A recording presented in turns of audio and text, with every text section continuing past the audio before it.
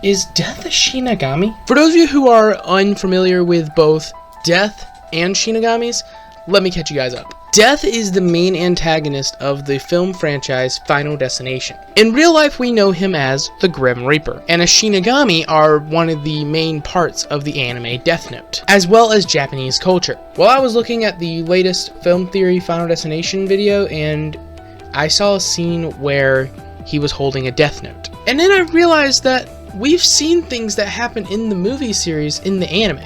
You know, where one thing happens and then that leads to another thing and another thing and another thing, and then it just leads to a whole bunch of deaths. And as much as I despise this movie, it also happens in the Netflix remake of Death Note. God, that movie ruined the franchise faster than L's death. And it got me thinking, if Death can cause all these deaths to happen, could he potentially be a Shinigami? Like, could he be a god of death? I mean, his name is literally Death. Now, I see this going both ways. You see, on one hand, he does cause the deaths, but on the other, the deaths are avoidable, well, temporarily.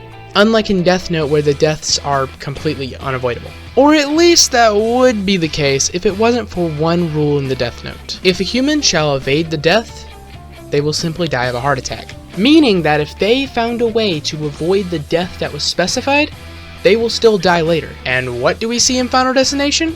People avoiding their death and then dying later. So there is a chance that Death could be a Shinigami, but there's also a good amount of evidence to prove against that. But I want to hear your guys' thoughts on this. Leave it in the comments. Also, I just want to point out that they are advertising bloodlines on the back of log trucks. This is just genius advertising because we all remember that scene in Final Destination 2. But still, guys, it makes you think,